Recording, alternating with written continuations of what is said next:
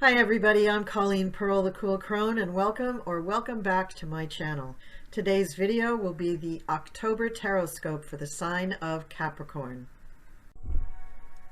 Alright Capricorn, here is your October Tarotscope. And we're starting out with the Nine of Swords, which isn't a card that I love to see at the beginning of a reading. The Nine of Swords indicates a bit of delusion or paranoia. And so you need to get your head out of it because you're imagining things that probably aren't there, and you need to step away from the sharp objects and just try to calm yourself. It could be that you can't sleep. It could be that you're just fretting about nothing. There could actually be something wrong, but you're so paranoid and you're so anxious that you won't even be able to tell the difference between what's real and what's not. So you need to step away from the sharp objects, try to get some real sleep, and then approach whatever you think the problem is, because probably by the time you get rested, you won't even see the problem anymore. However, here we have the Four of Pentacles. So all that paranoia is causing you to hang on to your little nickels for dear life. So you're thinking that you're going to lose everything any moment, and so you're just hanging on and being greedy to boot. So you're also trying to grab other people's nickels, which isn't the right thing to do. So Capricorn, snap out of it. You just can't be living in this kind of Dickensian version of the world. Now, the next card is the Eight of Pentacles, and this shows that there is something very promising money-wise on the horizon. It shows that you could turn a hobby into a career, you could change jobs, you could get a new outlook on things, you could get a promotion, and it's all going to lead to more money. So please, please, please don't succumb to this nasty paranoia. Please get your head up into the clouds where it belongs and dream big. Now, the second week starts with the Ace of Wands. So this means that you are going to start branding yourself a little differently. You're going to start looking at the way the world sees you, identify the things that you don't like about that, and making changes to them. And that's good. Although remember that it's Mercury retrograde this month, most of the month up until the 18th.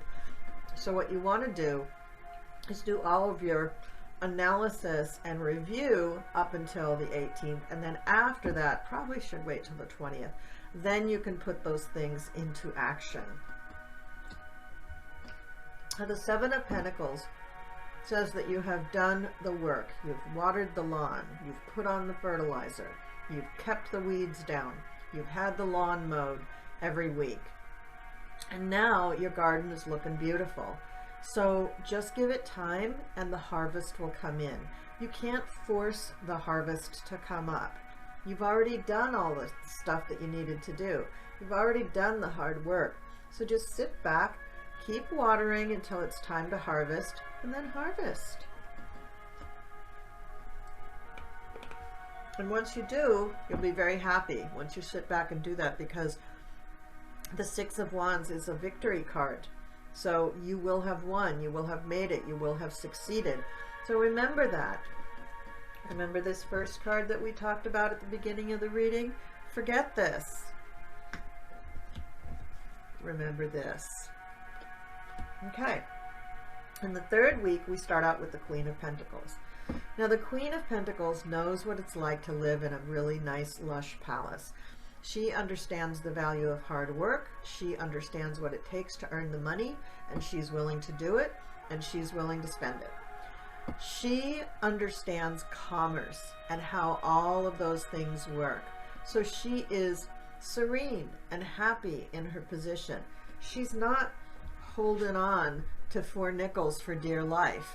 And so you have come a long ways in the last 2 weeks. So give yourself a little pat on the back for that. Now, the Six of Swords shows that you're going to be moving from a difficult situation into a better situation during the third week. So maybe some of this paranoia is lingering, or maybe there was actually some sort of a problem that you needed to get out of, and this is showing that maybe you're right. However, you are moving into calmer waters. You are moving away from the difficult situation, and you are putting yourself into a much nicer situation. And that means that you're going to have a tower moment because you're changing your life. You are removing one of the key elements of your life, which is going to upend things and cause vast change. Nothing wrong with that. This does not mean that it's a disaster. This could mean that it's a humongous improvement forward. So don't be afraid of this card. It does not necessarily mean bad things. It could mean, oh my God, all the bad things are ending, and now our life's going to change for the better, because I think that's what this is all about. At any rate, your attitude about your old life is that it was terrible and you can't wait to get to the new life. And so that's what you need to keep telling yourself, Capricorn. Now in the 4th week, we start out with the Ace of Pentacles. That's good because Mercury will be direct by then. So there is some sort of a new stream of income for you, probably from this little situation from the week 1. So you're finally getting paid for that. And that's really, really good. Now with the 8 of Swords, you may feel a little locked in all of a sudden. This is just momentary panic before this really sets in. And the final card, again, don't panic, is death. But it's the death of the old situation. It's the death of the old crapola life that you didn't like, and the birth and beginning of the new nice life that you can't wait to have. Remember this? The harvest has come in. So be happy. Don't get yourself all crazy with the anxiety like you did before. Okay, let's look at the other things. So we have, for your Astro card, we have the Moon, Soul. So you need to spend some time really meditating. You really need to calm down and get yourself in touch with your inner voice and your higher self. Your inner voice and your higher self. And to do that, I have the perfect oracle card here. It's saying, communicate clearly to your angels. Tell your angels what you're feeling. Ask them for guidance. Ask them for clarity. Ask them for a message, but communicate clearly what it is that you're asking for. And you'll get it. That's the bottom line. We did shake these. They were Sagittarius, Mercury, and the number 9.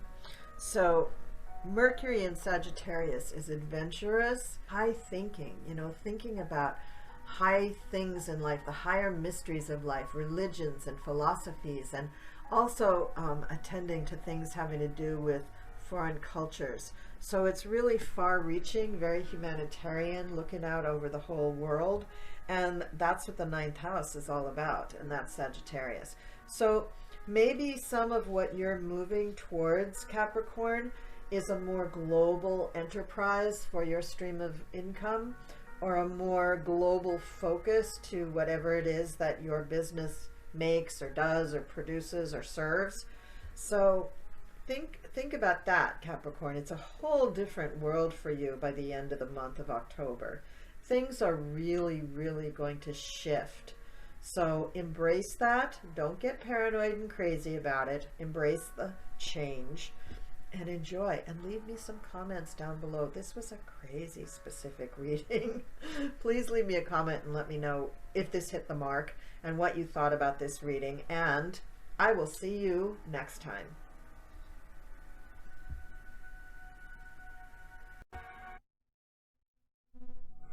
That's it for all the readings, folks. Thank you so much for watching. Don't forget to share, like, and subscribe. Don't forget about our giveaways for the month of October. And when we reach 2,000 subscribers, I will be giving away a free Egyptian card reading. And who knows, in between now and the end of the year, I may give away another free tarot card reading. You never know, so keep watching. Thanks so much. I'll see you later. Bye.